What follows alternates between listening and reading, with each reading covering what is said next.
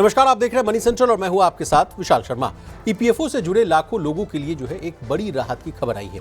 जिन लोगों के पुराने पीएफ खाते बंद हो गए या इन ऑपरेटिव पड़े हुए हैं, उनका पैसा जो है अब सीधे बैंक खाते में भेज दिया जाएगा। अब किन लोगों को मिलेगा फायदा, सरकार की प्लानिंग क्या है, कितना पैसा फंसा हुआ है इन खातों में, सारे सवालों का जो है जवाब ढूंढने की कोशिश करेंगे।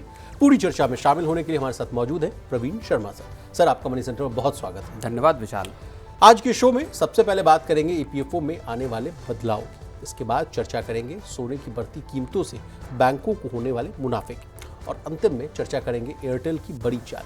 खबरें आ रही हैं कि एयरटेल अब जो है सिर्फ मोबाइल और इंटरनेट प्रोवाइडर कंपनी बनकर नहीं रहना चाहती, वो फाइनेंस सेक्टर में भी बड़ा खिलाड़ी बनना चाहती है। कैसे होगा ये सब, इसको भी तुम आसान भाषा में डिकोड करने की कोशिश करेंगे। चलिए बिना देर किए फटाफट करते हैं मनी सेंट्रल की शुरुआत।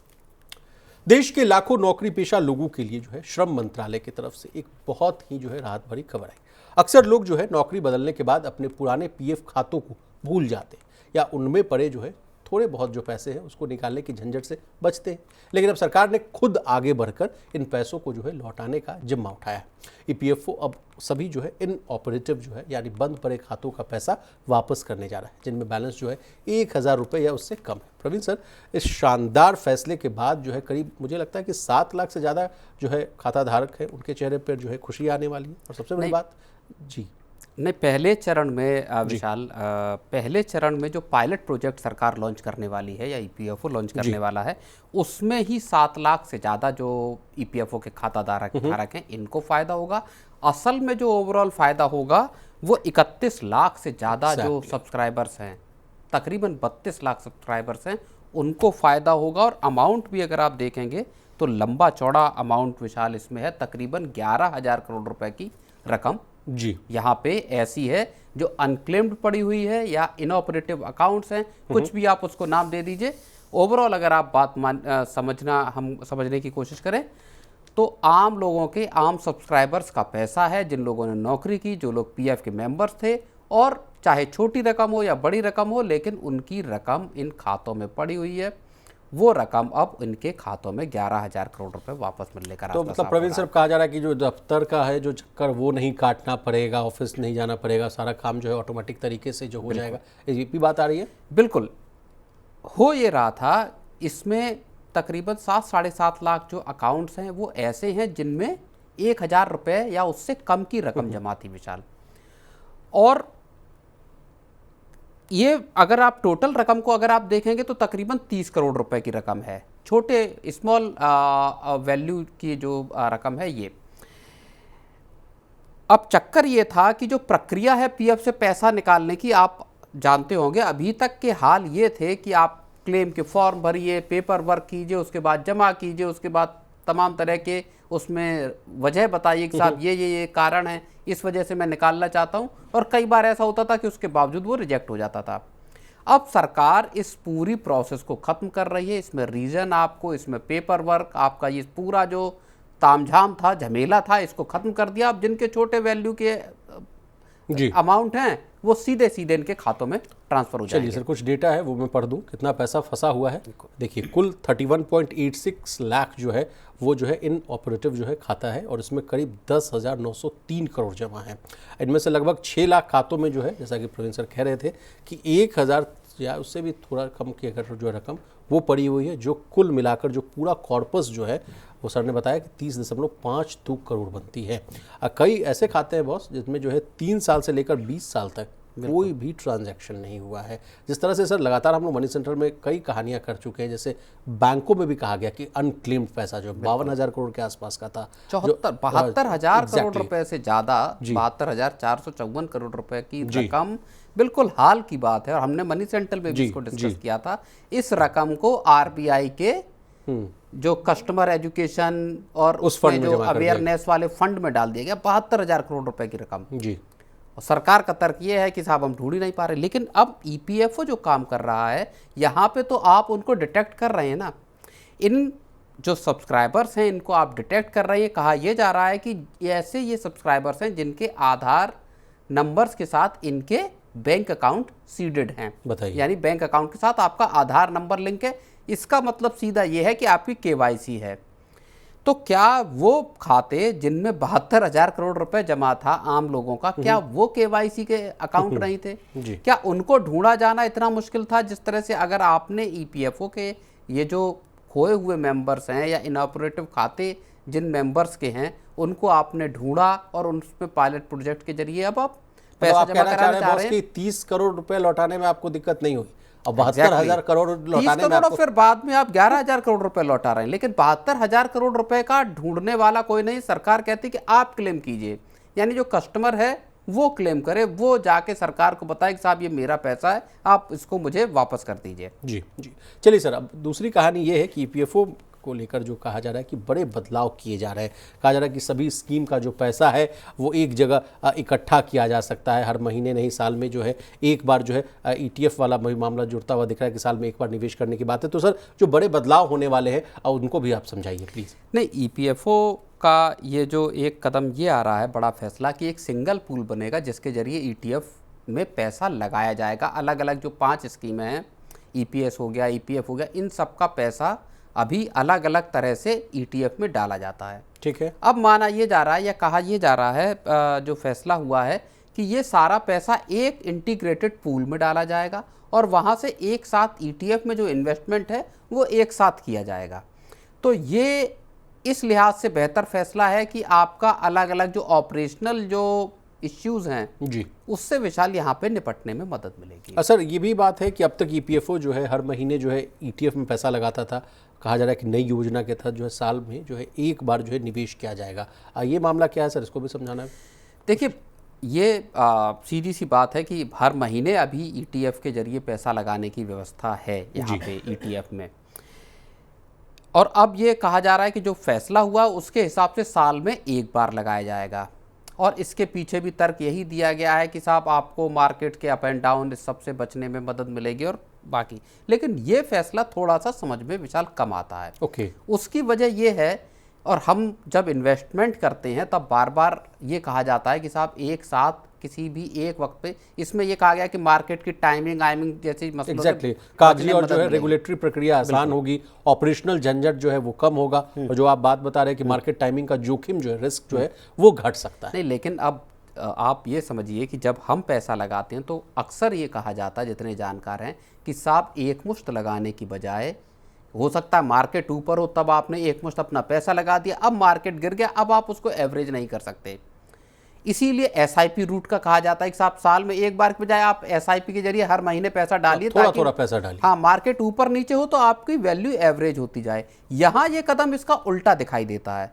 आप कह रहे हैं कि साल में एक बार लगाएंगे, मंथली नहीं लगाएंगे।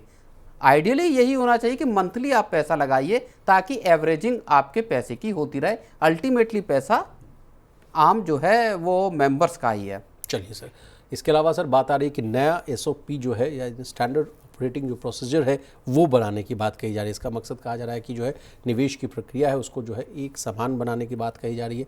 मार्केट रेगुलेटर के नियमों का पालन करना जो है वो बताया जा रहा है दूसरा फैक्टर। और इसके अलावा सर 25 करोड़ रुपए से ज़्यादा की जो है सीधे ट्रांजैक्शंस की जो शर्त है वो पूरी करने की बात कही जा रही है। तो ये रही ईपीएफओ से लेटेस्ट अपडेट। और ईपीएफओ 3.0 की भी बात कर लेते हैं सर। ईपीएफओ की बात हो रही है सर, अब तो बात ये भी आ रही थी सर कि बहुत जल्द जो है यूपीआई के जरिए जो है पीएफ का पैसा निकल जाएगा, और बात आ रही थी कि नए साल के अप्रैल के आसपास जो है ये चीज़ की शुरुआत हो सकती है। कुछ ऐड करना चाहेंगे ईपीएफओ 3.0? नहीं, देखिए, ईपीएफओ 3.0 को सरकार लेकर आ रही है। पैसा निकालने की व्यवस्था जो है आसान सरकार लगातार करने की कोशिश कर रही है कि आपका पैसा आप फटाफट निकाल पाएँ।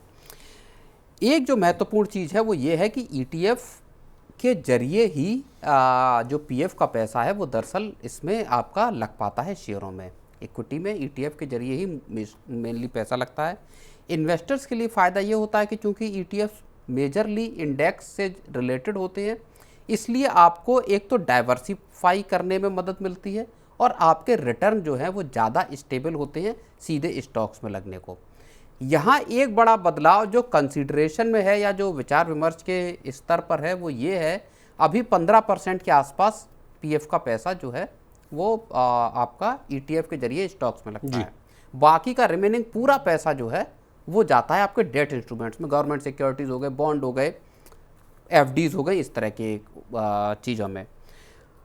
इसका प्रस्ताव जो है वो लगभग 1.25-2 साल से पड़ा हुआ है सरकार के पास कि साहब आप पीएफ के पैसे को ज़्यादा शेयरों में लगाने की इजाज़त जो है वो दी जानी चाहिए जी। यहाँ कब फैसला होगा, क्योंकि जो अभी भी देखिए एक जो बात आ रही थी कि पीएफ का जो 2025-26 के लिए जो ब्याज दर है वो कितनी रहेगी, उसका ऐलान जो है जी होने की बात है जी।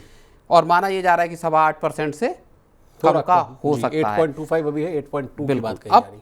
अगर जो डिपॉजिटर्स हैं या मेंबर्स हैं उनको आपको सस्टेन्ड और अच्छे रिटर्न देने हैं, ऐसे रिटर्न जो कि इन्फ्लेशन से बीट करें, ज़्यादा रिटर्न हो, तो यहाँ आपको अपना पार्टिसिपेशन मार्केट में बढ़ाना होगा। और इसीलिए जो सरकार के पास एक बड़ा प्रस्ताव है कि साहब थोड़ी आप लिवरेज और दीजिए, हमको थोड़ा फ्रीडम और दीजिए ताकि ज़्यादा पैसा बाजार में लगाया जा सके। ये प्रस्ताव अगर सरकार पास करती है, आने वाले वक्त में हो सकता है मार्केट कंडीशन ठीक हो तब सरकार इस पर फैसला करे। ये बेहद महत्वपूर्ण फैसला होगा एक आम पीएफ सब्सक्राइबर्स के लिए। सर तुम एक लास्ट सवाल मैं आपसे पूछना चाहूँगा, तब सर क्या हम लोग डबल डिजिट में जो है वो ब्याज दर मिलते हुए देख पाएंगे सर, अगर ये चीज़ें होती हैं तो? जस्ट लाइक एसआईपी में कहा जाता है बॉस की 12% के आसपास का आपको जो है। देखिए फिर भी मैं ये मानकर चलता हूँ कि तब भी पीएफ के पैसे पर सरकार की कंजर्वेटिव अप्रोच जारी रहेगी। कोई बहुत बड़ा आप कहें कि 25-30% का इन्वेस्टमेंट हो, वैसा नहीं होगा। अल्टीमेटली एक बहुत बड़ा चंक जो है वो फिक्स्ड इनकम एसेट्स में ही यहाँ पे जाने वाला है। हाँ, रिटर्न कुछ बढ़ते हुए दिखाई दे सकते हैं। चलिए सर आगे बढ़ते हैं। अभी तक होता क्या है, बस एक लास्ट इंटरवेंशन है, चूंकि ज़्यादातर पैसा डेट इंस्ट्रूमेंट्स में है, उनकी जो यील्ड है वहाँ से लिंक्ड है बेसिकली। अभी भी जो सरकार दे रही है वो एडिशनल ही एक तरह की फंडिंग दे रही है, जहाँ पे कि 8.25% आपको इंटरेस्ट मिल रहा है, जबकि एफडीज पर मिलने वाला इंटरेस्ट कितना है जी 7%। 7% बहुत मान लीजिए। तो ये यहाँ अगर आप एफडी के या फिक्स्ड इनकम एसेट से बाहर निकलना चाहते हैं तो फिर आपको म्यूचुअल फंड हो गए या मार्केट। और ये भी तो एक तर्क हो सकता है ना सर कि अगर सरकार बढ़ा दे 15% से जो लिमिट है उसको कर दे 25%, वो तभी मुमकिन हो पाएगा। नहीं, और अगर कर भी दे सर तो ये भी तो एक बात हो जाएगी, रिस्क भी हो जाएगी कि ले आप चाह रहे थे ज़्यादा रिटर्न और कम भी होने लग गया, मार्केट अनसर्टेनिटी। इसी वजह से तो सरकार ये फैसला नहीं ले पा रही, क्योंकि पॉलिटिकली सेंसिटिव मैटर भी है। एग्जैक्टली। चलिए सर आगे बढ़ते हैं। सोने की कीमतों में आई जबरदस्त तेजी ने सिर्फ निवेशकों को ही नहीं बल्कि कई छोटे प्राइवेट और सरकारी बैंकों को बड़ा फायदा पहुंचा है। अब आप कहेंगे कैसे? देखिए, जैसे जैसे गोल्ड रेट जो है नई ऊंचाइयों पर पहुंच रहे हैं, लोग अपने गहने गिरवी रखकर ज़्यादा रकम का लोन ले पा रहे हैं। इसी वजह से गोल्ड लोन की मांग जो है यानी जो डिमांड है वो तेज़ी से बढ़ी, और जिन बैंकों का बड़ा हिस्सा जो है इसी सेगमेंट में है उनकी कमाई में अच्छा उछाल देखने को मिल रहा है। आसान शब्दों में कहें तो सोने की तेजी ने इन बैंकों के लिए जो है कमाई का गोल्डन मौका बना दिया। लेकिन प्रवीण सर, कौन से बैंक है जो ज़्यादा कमाई कर रहे हैं, एक तो ये लिस्ट बताइए, और बैंकों को तो चलिए फ़ायदा पहुँच रहा है, ये प्लेन खबर हो गई सर, लेकिन क्या कोई खतरे की भी बात है तो उसको भी प्लीज़ समझाइएगा। नहीं, बैंकों में देखिए SCB bank, Karur Vysya bank ऐसे बैंक हैं, और ये कहा जा रहा है कि जो टोटल जो इनका लोन का पोर्टफोलियो है या लोन बुक है उसका 50% तक यहाँ पे इनका एक्सपोजर जो है वो गोल्ड लोन पे चला गया है। और बैंकों की जो बैलेंस शीट्स हैं वो झमाझम एक तरह से अगर कहा जाए तो बड़ी राहत वहाँ पे या बड़ा मजबूती वहाँ पे विशाल इनको दिखाई दे रही है जी। अब चक्कर क्या है, मसला ये है कि पिछले अगर आप कुछ वर्षों को देखेंगे तो गोल्ड लोन को लेके एकदम से तेजी बढ़ी है जी। एक बड़ी चीज़ ये है कि गोल्ड लोन सिक्योर्ड लोन है, बैंकों के पास एकदम टेंशन फ्री वाला मामला है कि साहब कुछ भी कुछ होगा तो 75% की, चूंकि एलटीवी की आप आरबीआई ने जो वो दिया हुआ गाइडलाइन कि आप लोन टू वैल्यू 75% रहेगा, तो बैंकों के पास कोलेट्रल है एक चीज़। दूसरी चीज़, सोने की कीमतें पिछले कुछ वक्त में बहुत तेज़ी से बढ़ी हैं, तो बैंकों की बैलेंस शीट इस वक्त गोल्ड लोन की बदौलत जो है वो मजबूत विशाल दिखाई दे रही है। चलिए सर कुछ बैंकों के उदाहरण दे देते हैं। जैसे सर ने बताया सीएसबी बैंक करीब 51% गोल्ड लोन है, Karur Vysya bank 29%, city union bank 28%, south Indian bank है 22.5%। कुछ पीएसयू बैंकों के भी नाम है प्रवीण सर, इंडियन बैंक और कैनरा बैंक में भी जो है अच्छी खासी हिस्सेदारी है। अब बैंकों को तो जैसा सर ने बताया कि फ़ायदा है, लेकिन खतरे वाली बात जो है मैं आपसे समझना चाहूँगा सर। अभी तो बड़ा अच्छा है, आज की मैं आपको बात बता देता हूँ सर। तो आज अगर बात की जाए तो चांदी 2 दिन में 16,000 रुपये महंगी हुई है, कीमत 2.67 लाख है प्रति किलोग्राम, और सोना जो है सर 5,000 रुपये बढ़ा है, 10 ग्राम की कीमत जो है 1.60 लाख के आसपास है। तो ये तो अच्छी बात हो गई सर कि मतलब जो है प्रो एंड कॉन्स की जो बात मैं कर रहा हूँ, तो प्रो तो चलिए ठीक है, लेकिन ऐसा भी तो समय आएगा जब बात आएगी गिरावट की, या जब कहा जाए कि भाई पीक हो गया। अब मान लीजिए इंडिया यूएस ट्रेड डील को लेकर जो है बात कही जा रही है कि और स्पष्टता आ जाए, जिस तरह से और जो ग्लोबल जो है टैरिफ को लेकर या वॉर की जो परिस्थितियाँ वो थोड़ी सुधरती हुई दिखें। तब भी कहा जा रहा था कि ऐसा करेक्शन आएगा कि आप देखते रह जाइएगा, तब उस समय में तो इन बैंकों के लिए संकट हो जाएगी। हाँ बिल्कुल, देखिए 2-3 रिस्क यहाँ पे बड़े हैं। पहली बात जो आप कह रहे हैं कि अगर दुनिया भर में जो ग्लोबल अनसर्टनिटी है, अगर वो ठहराव आता है, वहाँ अनसर्टनिटी खत्म होती है, दुनिया पटरी पे लौटती दिखाई देती है, तो जो सेफ हेवन एसेट माने जाते हैं उनमें फिर गिरावट सोने चांदी जैसे आ सकती है। अगर यहाँ क्रैश आता है गोल्ड और सिल्वर के प्राइसेस में ख़ास तौर पे, तो जो गोल्ड लोन के जो पोर्टफोलियोज़ हैं उनकी वैल्यू डाउन होगी, LTV अगर आप देखेंगे वो डाउन होगा, और वहाँ फिर बैंकों को अपने प्रोविजनिंग करनी पड़ सकती है, एक चीज़। दूसरी चीज़, अगर सोने की कीमतें नीचे गईं और लोगों ने जितना लोन लिया है उससे नीचे चली गई, तो लोग अपने ऑर्नामेंट्स बैंकों के पास छोड़ देंगे, गहने खास तौर पे, कि साहब ये आप रखे रहो, पैसा जो मेरे पास था वो बना रहेगा, मैं चुकाने की हैसियत में नहीं हूँ, तो डिफ़ॉल्ट का रिस्क बढ़ जाएगा।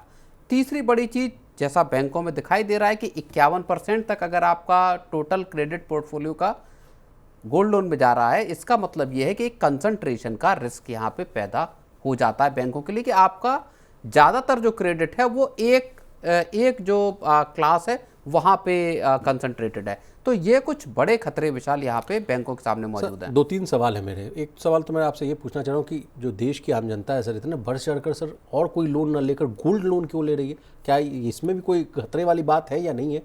नहीं, इसमें खतरे की वाली बात कम है, इस वजह से क्योंकि आपके पास देखिए एक असेट है जी। गोल्ड एक सेफ असेट माना जाता है, लिक्विडिटी मानी जाती है गोल्ड में कि जब चाहे बेचाइए पैसा ले आइए। लोग अब पर्सनल लोन या दूसरा कोई लोन अगर आप लेने जाएंगे तो आपको दुनिया भर के पेपर वर्क करने पड़ेंगे, बैंक के अफसरों से बात कीजिए, तमाम तरह के झंझट हैं। दूसरी एक चीज़ ये है कि आपके पास गोल्ड है, आपके पास रखने का संकट है, तो आपने अपना गोल्ड उठाया, बैंक के पास जमा करा दिया, आपका लॉकर का पैसा बचा, आपने उस पैसे को लेके एक तरह से ये गोल्ड मोनेटाइजेशन टाइप का मामला है, जहां आप थोड़ा ब्याज जरूर चुकाते हैं लेकिन आपको सिक्योर्ड लोन और फटाफट लोन मिल जाता है। बैंकों के लिए एक जो हम रिस्क की बात कर रहे थे, एक रिस्क इस बात का भी है कि आप जब सोना लेते हैं किसी ग्राहक का, तो उसकी वैल्यू कितनी है, उसकी कीमत की डिस्कवरी करना, ये भी एक बैंकों के सामने विशाल। चलिए सर, इसलिए मैंने आपसे एक सवाल पूछा कि खतरे की बात, क्योंकि सर आज ही मैं आपसे चर्चा कर रहा था न्यूज़ रूम में सर, एक रिपोर्ट में पढ़ रहा था, आप भी उस पर खबर करवा चुके हैं।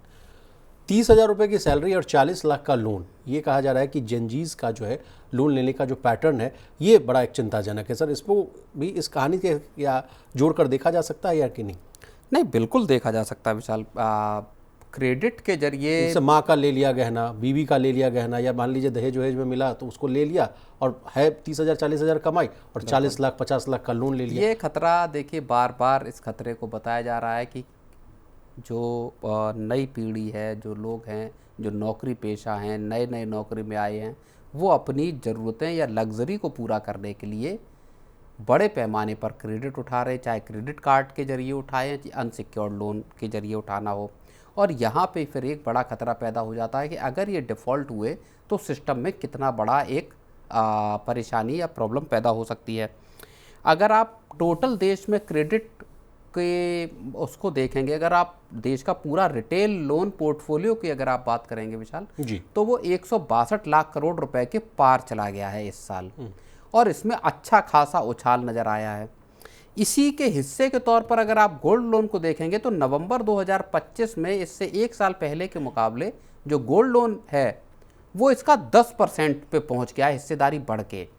और 3 साल पहले लगभग 6-7 लाख करोड़ का जो गोल्ड लोन का पोर्टफोलियो बैंकों का और NBFCs का सबका अगर मिला ले तो होता था, वो अब बढ़कर 15 लाख करोड़ से ऊपर पहुंच गया, तकरीबन 16 लाख करोड़। यानी टोटल जो लोन पोर्टफोलियो है उसका 10% सीधा सीधा गोल्ड लोन के पोर्टफोलियो में चला गया विशाल जी। चलिए, तो चिंताजनक बात है सर। बिल्कुल, लोन लेते जा रहे हैं और अपनी जो है लग्जरी डिमांड्स उसको पूरा करते जाते हैं। और जिस तरह से कई बार हम लोगों ने चर्चा की सर कि वेज ग्रोथ तो है नहीं, और जिस हिसाब से आपकी EMI बनती जाएगी तो फिर कहीं आप जो है खुद ही परेशानी के जो है भंवर जाल में ना फंस जाएं, समझ रहे हैं ना।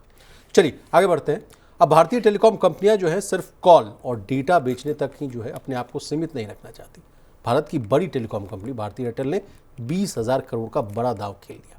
एयरटेल ने अपने लिए जो है एनबीएफसी प्लेटफॉर्म एयरटेल मनी के जरिए जो है लोन बिजनेस में एंट्री करने की प्लानिंग करती है। यानी अब एयरटेल जो है सीधे पर्सनल लोन, वर्किंग कैपिटल और क्रेडिट जैसी जो प्रोडक्ट्स उस बाजार में जो है उतरने की प्लानिंग कर रही है। प्रवीण सर, इस कदम से एयरटेल को क्या फायदा होगा? और जियो वाला भी एंगल आ रहा है सर, कहा जा रहा है कि जियो से जो है कंपैरिजन किया जा रहा है। दोनों बात को जो है बहुत ही आसान भाषा में नहीं, आपने बहुत शुरुआत में बहुत अच्छी बात कही और उसी बात को से मैं शुरू करना चाहूँगा इस पूरी कहानी का शुरुआत, कि एक वक्त वो था जब जो टेलीकॉम ऑपरेटर के तौर पर 25 साल पहले की लगभग बात है, एयरटेल ने ना देश में एक बड़ी क्रांति लेकर आए थे, जब जो मिनट्स जो है, मिनट्स फैक्ट्री एयरटेल को एक तरह से बोला गया, जहाँ पे कॉल रेट जब बहुत, अगर आप 2000 की बात करें, सन 2099 2000 जब देश में मोबाइल फ़ोन आना शुरू ही हुए थे, तब कॉल रेट्स बहुत ज़्यादा हुआ, 16 रुपये प्रति मिनट। हाँ, रिसीविंग करने का भी आपको पैसा देना पड़ता था, कॉल करने का भी।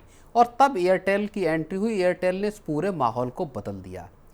अब 25 साल बाद टेलीकॉम का सेक्टर में अपनी बादशाहत बनाने के बाद, भले थोड़ा सा जियो से पीछे है, लेकिन अब जियो जो एयरटेल है वो ऐसा ही दांव कुछ खेलना चाहती है पेमेंट्स बैंक में और एयरटेल मनी के साथ, यानी फाइनेंशियल सर्विसेज सेक्टर में, जहां क्रेडिट और डिपॉजिट दोनों की बात है। हालांकि दोनों अलग अलग हैं। एयरटेल पेमेंट्स बैंक में, पेमेंट्स बैंक के जो आरबीआई के नियम है उसके जरिए आप 2 लाख रुपए तक का डिपॉजिट ले सकते हैं, लेकिन जो एयरटेल मनी है इसके पूरी तरह से लेंडिंग बिजनेस और दूसरी फाइनेंशियल सर्विसेज के धंधे के लिए रखा गया है। एक और बड़ी चीज़ है कि यहाँ पे दोनों का कामकाज को अलग रखा गया। आपको याद होगा ऐसा ही घटना आरबीआई ने एक बड़ी सख्ती की थी, एक और जो प्लेटफॉर्म है फिनटेक, उसके साथ, नाम नहीं लूँगा। एयरटेल ने इसीलिए डेलिबरेटली दोनों बिजनेसेस को अलग रखा, पहले ही अलग कर दिया ताकि डिपॉजिट और क्रेडिट वाले दोनों धंधे आपके अलग अलग रहें। तो ये एक बड़ी बात है। और जिस तरह से 20,000 करोड़ रुपए का एयरटेल इन्वेस्ट कर रही है इस पूरे बिजनेस में, इससे इस बिजनेस के सीरियसनेस का विशाल पता चलता है। चलिए सर, पेमेंट बैंक्स और एनबीएफसी वाला जो फ़र्क आप बता रहे थे उसको और मैं थोड़ा बढ़ा देता हूँ कि एयरटेल के पास पहले से ही जो है एयरटेल पेमेंट्स बैंक है, लेकिन फ़र्क ये समझिए कि पेमेंट बैंक, जैसा कि सर ने कहा, कि 2 लाख तक डिपॉजिट ले सकते हैं लेकिन लोन जो है वो नहीं दे सकते। जबकि एनबीएफसी जो एयरटेल मनी जो है वो डिपॉजिट नहीं ले सकता लेकिन लोन दे सकता है, जैसे पर्सनल लोन हो गया, वर्किंग कैपिटल हो गया, क्रेडिट कार्ड इत्यादि। इसी वजह से कहा जा रहा है सर कि एयरटेल ने एनबीएफसी लाइसेंस लिया ताकि वो जो है लोन बिजनेस में एंट्री कर सके। अब 20,000 करोड़ वाली बात को भी जो है सर और थोड़ा सा इलाबरेट करके समझा देते हैं। कुल निवेश जो है 20,000 करोड़, 70% पैसा बॉस एयरटेल देगी और 30% पैसा जो है प्रोमोटर ग्रुप जो है भारतीय इंटरप्राइजेस वो देगा। अब सर जियो वाली बात पर आते हैं। जियो से 20,000 करोड़, एक ही बात कहूंगा, इस 20,000 करोड़ रुपए के 5 गुना अमाउंट को एयरटेल लोन के तौर पे दे सकता है, यानी 1 लाख करोड़ रुपए का लोन दे सकता है। इससे आप अंदाजा लगाइए कि मामला है कितना बड़ा विशाल। सर सबको लोन देने के पीछे जो है पड़ा हुआ है, बिल्कुल, क्योंकि मार्केट बढ़ रहा है। अभी हम गोल्ड लोन की बात कर रहे थे, मार्केट इतना बड़ा है और एयरटेल ने इसके लिए ऐसा नहीं कि रातों रात ये कंपनी खड़ी कर दी और रातों रात इस बिजनेस में। एयरटेल ने इससे ठीक पहले अपनी एक जो लोन सर्विस प्रोवाइडर के तौर पर 2 साल काम किया, इंटेंसिव काम किया और उसके जरिए 9,000 करोड़ रुपए के लोन प्रोवाइड कराए। यानी एयरटेल ने खुद लोन नहीं बांटे बल्कि उसने लोन दिलवाने में मदद की थर्ड पार्टी के जरिए। इस तरह से पूरे के पूरा जो क्रेडिट मार्केट है इंडिया का, उसको समझने की विशाल यहाँ पे कोशिश की। अब सर प्लीज़ आपसे अनुरोध है कि जियो वाला मामला समझाइए। जैसे रिलायंस इंडस्ट्रीज़ की जो फाइनेंशियल बिजनेस है उसमें एंट्री है, वहाँ तो उनके पास जियो पेमेंट बैंक है और जियो क्रेडिट जो एनबीएफसी है सर, और दूसरी तरफ एयरटेल के पास क्या है सर, एयरटेल पेमेंट बैंक है और एयरटेल मनी है। इन दोनों का कंपेरिजन जरा समझाइए। नहीं, बिल्कुल, देखिए मुकेश अंबानी को अगर आप देखिए तो उन्होंने एक बड़ा दांव जियो फाइनेंशियल सर्विसेज के साथ चला, जहाँ पे उन्होंने ब्लैक रॉक के साथ एक करार किया जिसके जरिए म्यूचुअल फंड बेचने के धंधे में उन्होंने एंट्री की। एफडी भी बेच रहे थे। एफडी भी, वो फाइनेंशियल सर्विसेज के प्लेटफॉर्म पे ये पूरा का पूरा इनका काम आ जाता है, जहाँ पेमेंट बैंक भी है और जहाँ जियो क्रेडिट का भी मसला है। असली जंग जो है वो इन्हीं दोनों मोर्चों पे विशाल लड़ी जानी है। पेमेंट्स बैंक में एक बड़ी खासियत ये होती है कि आप 2 लाख रुपए तक का जमा एक्सेप्ट कर सकते हैं। और मैं एक बड़ी दिलचस्प चीज़ बताऊंगा आपको, ज़्यादातर लोगों का ध्यान नहीं गया होगा। हाल के वक्त में एयरटेल का लगातार इस चीज़ को लेके ऐड आ रहा है और वो आपको गौर करने पर मजबूर कर देता है, जिसमें एयरटेल पेमेंट्स बैंक के लिए वो बात करते हैं और कहते हैं कि आप अपने आप को बहुत समझदार समझते हैं कि मैं डिजिटल जो फ्रॉड है इस सब से बच सकता हूं, मैं किसी लिंक को क्लिक नहीं करता, लेकिन एक दिन जरा सी गलती हुई और आपका पूरे खाते साफ। इसलिए वो कहते हैं कि आपको अपना एक सेकेंडरी अकाउंट रखना चाहिए। आप अपना एक secondary account Airtel payments bank में खोलिए। अच्छा। जहां आप अपना कुछ पैसा रखिए ताकि आपके जो मेन अकाउंट्स हैं सारे पेमेंट्स के लिए आप एयरटेल पेमेंट्स बैंक का खाता इस्तेमाल कीजिए, ताकि आपके मेन अकाउंट्स हैं वो किसी भी फ्रॉड से बचे रहें जी। तो अब मुझको जो लगता है, क्या एक बार, और देखिए एक चीज़ आपको बताऊं, पेमेंट्स बैंक का धंधा तकरीबन खत्म होते होते हमने देखा पिछले 4-5 साल पहले के, अगर आप बात बताएं, बहुत सारे लोगों ने अपने लाइसेंस सरेंडर कर दिए, वॉलेट का पूरा बिजनेस खत्म हो गया। हर किसी को यूपीआई के जरिए अगर पेमेंट करने का ऑप्शन मिलेगा सर, बिल्कुल, कोई क्यों ही वॉलेट में डालेगा बस। अब लेकिन एक बार ऐसा लगता है, और क्या भविष्य में ऐसा होता है हम इसको देखेंगे, कि क्या एक बार फिर से पेमेंट्स बैंक और वॉलेट की वापसी यहाँ पे होती हुई दिखाई दे सकती है। लेकिन सर इसको और ल्यूक्रेटिव बनाना होगा इन कंपनियों को, जैसे रिवॉर्ड पॉइंट्स देने होंगे, ब्याज दर कुछ देना होगा, तभी जाके लोग शायद दे सकते हैं पैसा, नहीं तो क्यों ही आदमी यूपीआई छोड़कर आपके वॉलेट में जाएगा। नहीं, अब देखिए तर्क कितना बड़ा दिया जा रहा है कि आप डिजिटल अरेस्ट इन सब चीज़ों के बड़े जानकार हैं, आप कोई लिंक क्लिक नहीं करते, लेकिन आपसे एक गलती हुई आपके खाते खाली, बेहतर होगा आप एक सेकेंडरी अकाउंट रखिए जहां से आप सारे पेमेंट्स कर सकें। तो ये चीज़ें दिमाग में फिर आपको क्लिक करती हैं कि यार मेरा सारा पैसा मेरे मेन अकाउंट में है, इसी के जरिए मैं पेमेंट्स कर रहा हूं। तो कहीं जरा सी चूक हुई और पता चला जितने सोफिस्टिकेटेड तरीके इस्तेमाल कर रहे हैं आजकल फ्रॉड करने वाले, तो वहाँ इस चीज़ का खतरा सबके दिमाग में। चलिए सर, एयरटेल को और क्या फ़ायदा हो सकता है, कुछ आंकड़ों से भी इस बात को समझने की कोशिश करते हैं। देखिए सर, भारत में कहा जा रहा है कि formal credit to GDP ratio जो है वो अभी सिर्फ और सिर्फ 53% के आसपास है। यानी कहा जा रहा है, इस बात को और आसान भाषा में मैं आपको समझाऊं तो लोन का जो बाजार है उसमें अभी काफ़ी जो है संभावनाएं दिख रही हैं। इसके अलावा सर कहा जा रहा है कि एयरटेल के पास जो है 46.6 करोड़ जो है उससे ज़्यादा के यूज़र्स हैं। और आरपू की भी बात कही जा रही है, इसका कंपैरिजन किया जा रहा है कि एयरटेल का जो आरपू है वो 259 के आसपास है, जबकि जो जियो का है वो 214 रुपये के आसपास है। इन तीनों बातों को, आरपू को तो अलग रख दीजिए, आरपू का इस मामले से लेना देना नहीं है, लेकिन हाँ दूसरी बात जो यूज़र्स की बात आती है, जहाँ लगभग 51 करोड़ यूजर जो है जियो के हैं और 46 करोड़ के आसपास सारे मिला लीजिए अगर आप एयरटेल के, तो वो एयरटेल के पास हैं। इसका फ़ायदा क्या है दोनों ही कंपनियों को? फ़ायदा सीधा सीधा ये है कि आप सीधे सीधे 46 करोड़ यूजर्स तक आप कनेक्ट हो रहे हैं। यही तो फ़ायदा एयरटेल जियो को जियो ब्लैक रॉक में हो रहा है कि आपके पास 45 या 51 करोड़ लोगों का डेटाबेस आपके पास मौजूद है, जिनके पास आपकी सिम है, जिन तक आप सीधे पहुंच सकते हैं, जिनको आप सीधा म्यूचुअल फंड, एसआईपी या म्यूचुअल फंड के प्रोडक्ट बेच सकते हैं। ये लेवरेज है यहाँ पे इस पूरे कारोबार का, और इसीलिए एयरटेल का सीरियसनेस इस बिजनेस को लेके दिखाई विशाल देता है। तो चलिए सर, तो मतलब कुल मिलाकर सारी बातों का लब्बो लुबाब में समझूं तो दोनों कंपनियां तो पहले जो टेलीकॉम स्पेस में लड़ती ही रहती थी, अब जो है फाइनेंशियल सेक्टर में भी जो है इनको, क्या यहाँ नई प्राइस वॉर स्टार्ट होती हुई दिखाई देगी? फाइनेंशियल सर्विसेज, क्या क्रेडिट के रेट कम होते हुए यहाँ दिखाई देंगे? क्या एनबीएफसीज, अगर हम बैंकों को हटा दें विशाल जी, तो क्या एनबीएफसीज जैसे IIFL है या इस तरह के दूसरे जो एनबीएफसीज हैं, क्या उनके लिए एक बड़ा चैलेंज एयरटेल, देखिए पॉकेट दोनों की डीप है जी, एयरटेल की भी और जियो की भी, और इतना बड़ा डेटाबेस है, 40 करोड़ 50 करोड़ लोगों का अगर आपके पास डेटाबेस मौजूद है जिनके साथ आप डिजिटली कनेक्ट है, हर आदमी के पास डेटा है आपका, इंटरनेट है। तो आप कहना चाहते हैं कि जैसे जो एनबीएफसीज जो हैं जिस दर पर जो है लोन दे रही हैं उससे कम दर पर exactly. जियो और एयरटेल जो है दे सकते हैं, ऑफर कर सकते हैं। तो एक बड़े मार्केट पर कब्जे की जंग है, उसमें एनबीएफसीज के सामने खतरा पैदा हो सकता है, क्योंकि आपके पास इतनी वाइडर रीच है नहीं, या अगर आप रीच हासिल करना चाहते हैं तो आपको उस पर कैपिटल खर्च करनी होगी। तो एनबीएफसीज के लिए जो है खतरा है, लेकिन सर आम यूज़र के लिए जो है फ़ायदे की बात है, क्योंकि उनको सस्ते दर पर जो है कर्ज मिल जाएगा। लेकिन सर एक लास्ट सवाल मैं आपसे पूछना चाहूँगा, हमारे शो का मकसद होता है फाइनेंशियली लोगों को लिटरेट भी करना, लेकिन लोन की इतनी बात हो रही है सर, तो आपको वहाँ ले जाना चाहते हैं। एक दौर था जब हम लोग सर डिस्कस करते थे कि जो है डिपॉजिट जो है वो गिर रहा है और उसके अनुपात में जो है क्रेडिट बहुत ज़्यादा मतलब बढ़ता हुआ दिख रहा है। लोग जो है बैंक में पैसा कम रख रहे हैं और जो है कर्ज ज़्यादा ले रहे हैं। तो ये प्रवृत्ति भी तो गलत है ना सर, ये प्रवृत्ति भी तो कहीं ना कहीं इकॉनमी के लिए और ओवरऑल पर्सपेक्टिव के लिए हानिकारक है। नहीं देखिए, बात ठीक है आपकी, लेकिन भारत जिस तरह से ग्रोथ कर रहा है, भारत में जिस तरह से लोगों की कमाई के तरीके बढ़ रहे हैं, कमाई के जरिए बढ़ रहे हैं, वहाँ लोगों को एक्सपेंशन करने या अपनी ज़रूरतें पूरे करने लंबे वक्त तक, एक अगर आप आम परिवार में जाएंगे तो जो बेसिक ज़रूरत की चीज़ें थी वो नहीं मिलती थी।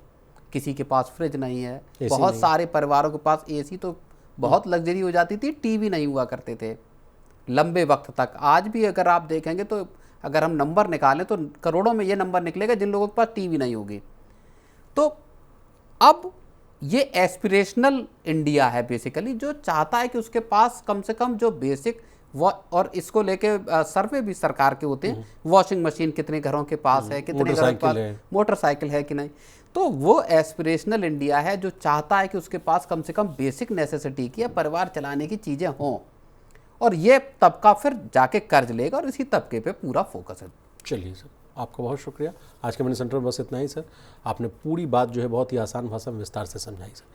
तो आज के मनी सेंटर में बस इतना ही। इसी तरह देश, दुनिया और बिजनेस जगत से जुड़ी तमाम ताज़ा तरीन खबरों के लिए बने रहिए हमारे साथ और देखते रहिए मनी 9।